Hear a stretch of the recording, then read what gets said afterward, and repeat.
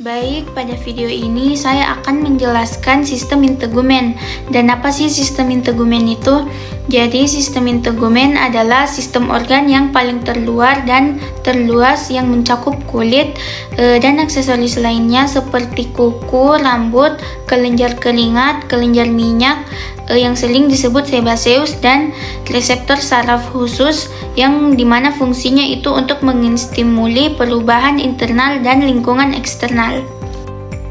Jadi adapun fungsi dari sistem integumen yaitu melindungi struktur internal, mencegah masuknya kuman penyebab penyakit, mengatur suhu tubuh, melakukan proses ekskresi melalui keringat, melindungi dari sinar UV atau sinar matahari, dan memproduksi vitamin D. Dan pada sistem integumen ini terdapat beberapa lapis bagian kulit, yaitu yang pertama epidermis, yang kedua itu dermis, dan yang ketiga itu hipodermis atau subkutan. Jadi yang pertama itu saya akan menjelaskan epidermis.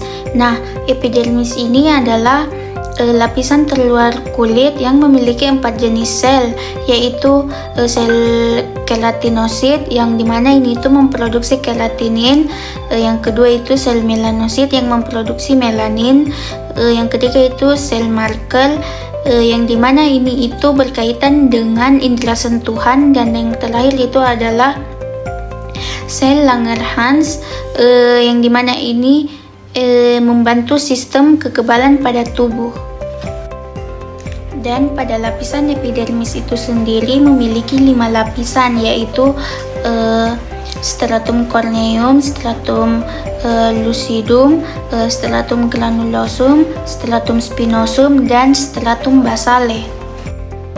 Dan yang kedua saya masuk kepada dermis. Nah, dermis ini adalah lapisan kedua dari kulit atau lapisan tengah, yang dimana pada lapisan dermis ini memiliki penyusun utama, yaitu yang pertama kolagen yang memproduksi protein kuat, terus serat retikuler yang dimana serat dari protein yang dihasilkan itu bekerja sebagai penyokong, dan yang ketiga adalah serat elastis yang dimana proteinnya itu berperan dalam elastisitas kulit.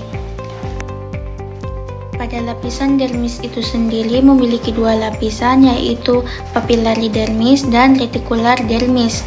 Dan untuk struktur dermis itu terdiri dari sebaceous gland, nerve, hair follicle, sweat gland, yang dimana sweat gland ini terbagi 2, yaitu kelenjar keringat eklin dan kelenjar keringat apoklin.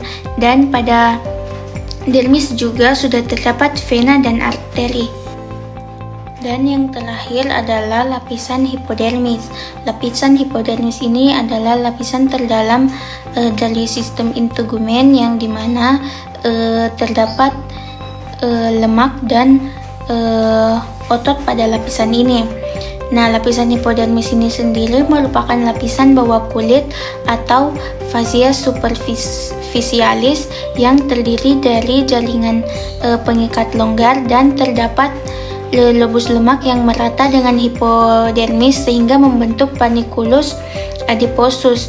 Nah, di lapisan ini juga hipodermis terdapat anyaman pembuluh vena dan arteri, dan juga terdapat anyaman saraf yang berjalan sejajar dengan permukaan kulit di bawah dermis.